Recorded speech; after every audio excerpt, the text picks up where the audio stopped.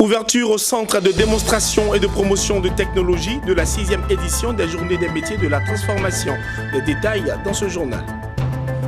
Et puis la capitale économique ivoirienne abrite le 5e congrès ordinaire de la Confédération des syndicats libres dénommé Unité. Vous suivez le journal sur Business 24 Africa. Mesdames et messieurs, bienvenue. Le centre de démonstration et de promotion de technologie a abrité l'ouverture de la 6e édition des Journées des métiers de la transformation en présence de Souleymane Diarra-Souba, ministre en charge du commerce et de l'industrie de Côte d'Ivoire. Le thème retenu pour l'édition 2019 est le suivant: valorisation des produits des entreprises de la petite transformation, optimiser l'attractivité de l'emballage et le conditionnement des produits transformés. Le compte-rendu de l'événement avec Pierre Tebeu et Doumbia Ayouba. La tradition a été à nouveau respectée cette année par le Centre de démonstration et de promotion de technologie qui a ouvert ce 11 décembre les portes de la 6e édition des Journées des métiers de la transformation. Plusieurs temps forts ont ponctué la cérémonie d'ouverture. D'abord, le mot de bienvenue du représentant du maire de Marcory qui a salué la présence effective dans sa commune du ministre du Commerce et de l'Industrie. Ensuite, le président du conseil d'administration du CDT intervenant est revenu sur le rôle de la création d'emplois et la politique d'inclusion sociale du gouvernement.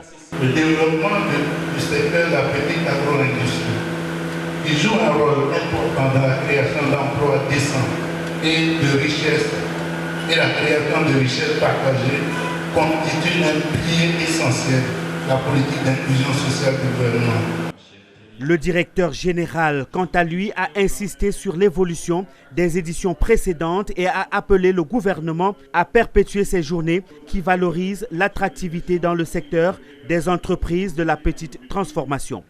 Depuis 2014, date du lancement de la première édition, le réseau national des transformateurs, par la voix de sa présidente poursuivant la série des allocutions, a relevé des avancées dans le réseau de nouveaux métiers porteurs d'emploi pour les jeunes avant de formuler une doléance pour son réseau. Faciliter la mise en place d'un pôle, un centre d'incubation de la petite agro-industrie en banlieue. Ce sera un espace où seront regroupés 30 à 50 actrices agréées dans l'agro-transformation des professionnels du métier.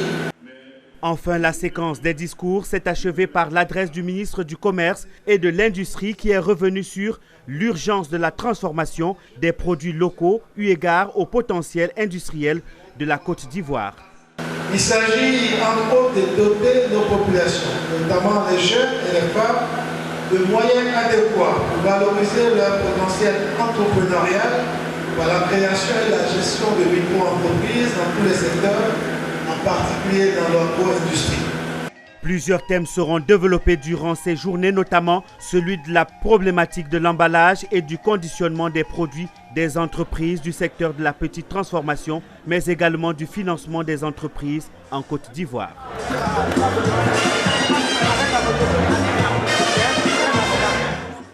La particularité de l'édition 2019 des Journées des métiers de la transformation, c'est le choix du thème qui ouvre une réflexion sur la problématique des emballages des produits transformés. À ce propos, quelques chefs d'entreprise ont réagi au micro de nos reporters Pierre Tebeu et Doumbia Ayouba. Ces journées visent essentiellement l'amélioration de l'attractivité de l'emballage et du conditionnement des produits transformés tout en contribuant aux objectifs de développement durable à travers l'innovation et la technologie. La particularité de cette 6e édition se situe dans le thème choisi par les organisateurs pour meubler les journées. Le thème valorisation des produits, mais surtout le thème qui met un focus particulier, comme nous l'avons dit tout à l'heure, sur la problématique de l'emballage. On l'a dit, l'emballage est un support de communication entre le produit et son client.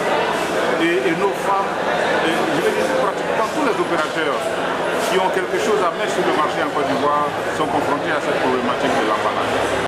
Il faut vulgariser la gamme des produits mis sur les différents marchés et optimiser la visibilité et le savoir-faire des entreprises du secteur de la petite transformation ainsi que leur professionnalisme. Les exposants s'en félicitent. Avec le message qui a été donné par la représentante des consommateurs, nous allons avoir un centre consommateur avons la chance d'avoir des autorités, notamment le ministre de l'Industrie qui était présent. Et nous espérons qu'avec qui sera notre porte-voix auprès du gouvernement, afin que nous puissions bénéficier de facilités, d'importation de matériel et puis de l'aide que l'État pourra nous apporter aussi sur le plan fiscal et sur le plan industriel. La mise en relation des acteurs de la petite transformation en vue d'améliorer significativement la compétitivité des produits est saluée par les entrepreneurs qui soulignent les difficultés à obtenir des emballages de qualité pour leurs produits. L'attractivité des emballages et du conditionnement des produits transformés reste un enjeu important pour le gouvernement et les acteurs du secteur des petites entreprises. Reste à cerner la problématique afin de mieux appréhender les pistes à explorer au niveau innovation et technologie pour une plus grande compétitivité. La 6e édition des Journées des métiers de la transformation prend fin le vendredi 13 décembre 2019. Relever le défi de l'autonomisation financière et la consolidation du leadership, tel est l'objectif visé par les membres de la Confédération ivoirienne des syndicats libres dénommés Dignité, réunis à Abidjan ce jeudi à l'occasion de leur 5e congrès ordinaire. Marthe Sekongo et Marie Seri ont pris part à la rencontre. Emmanuel Bonzo nous en fait le commentaire. Annoncé il y a quelques semaines, le 5e congrès de la CISL Dignité, Confédération ivoirienne des syndicats libres, s'est ouvert ce jeudi à Abidjan. Une centaine de fédérations nationales et internationales ont convergé vers le Centre national des matériels scientifiques, CISA Cocody. Il s'agira pour ces représentants de fédérations de repenser les stratégies de défense des intérêts matériels et moraux de leurs membres. Ce sera aussi le moment pour ces congressistes d'échanger et partager leurs expériences sur la problématique générale, la CISL Dignité face au défi de l'autonomie financière et de la consolidation de son leadership. Les actes posés par nos devanciers et les efforts des partenaires internationaux ont permis à la CISL Dignité de s'enraciner dans la conscience non seulement des travailleuses et travailleurs, mais aussi et surtout des populations de Côte d'Ivoire. C'est ce leadership que la CISL Dignité entend renforcer au sortir du présent congrès, lequel leadership a permis aux travailleuses et travailleurs de gagner des batailles significatives. L'initiative de la CISL Dignité, félicitée par le représentant du président Jean-Claude Kouassi, a donné tout le soutien du gouvernement pour la réussite du congrès. Décent, durable et équitable. Dans la quête de solutions pérennes et efficaces aux problèmes qui se posent à votre centrale et au monde du travail dans notre pays, vous pouvez être assuré de l'appui du gouvernement du Premier ministre Amadou Gon Coulibaly. Ce 5e congrès de la Confédération CISL Dignité est surtout un rendez-vous traditionnel de 72 heures pour élaborer des stratégies nouvelles en vue de porter haut la lutte syndicale. Il prendra fin le 14 décembre prochain. L'Union générale des entreprises industrielles de Côte d'Ivoire, UGC, en collaboration avec la Chambre de commerce européenne, ont rencontré les étudiants du lycée technique d'Abidjan. Il s'est agi d'entretenir ces derniers, dont la plupart sont en fin de cycle de BTS, sur la recherche efficace de l'emploi. Mon désir Nascimento Odifini, Ezekiel Seri.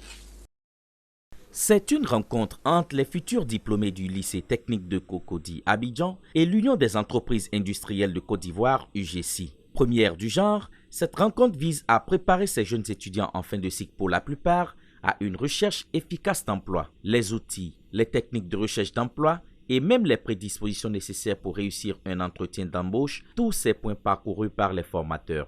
Moi, je résume la recherche de l'emploi ou la réussite de l'entretien à une analyse SWOT du candidat lui-même. Analyser ses forces, analyser ses faiblesses, chercher à savoir les opportunités qui peuvent s'offrir à sa personne et puis évaluer les menaces éventuellement. C'est à ce prix qu'il pourra mieux se vendre sur le marché. Ils font partie de la jeunesse ivoirienne et indubitablement la relève de demain, ces lycéens. Pour eux, ces échanges sont bénéfiques. Ils ont découvert les secrets d'un entretien d'embauche, notamment la préparation physique et psychologique, la connaissance de soi et de son curriculum vitae, et enfin la maîtrise de l'entreprise recruteur. Nous devons prendre connaissance sur ce que nous avons noté dans nos CV.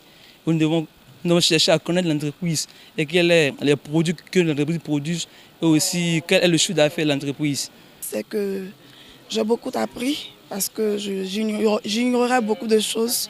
Oboumou Yoni Odi Alice, représentant le proviseur du lycée technique de Cocody, a remercié les organisateurs de cette session de coaching et souhaité les recevoir pour d'autres rencontres de partage et de développement personnel. Et généralement, on a des soucis pour les envoyer en stage. Et vraiment, c'est vraiment bienvenu qu'ils soient dans nos locaux aujourd'hui.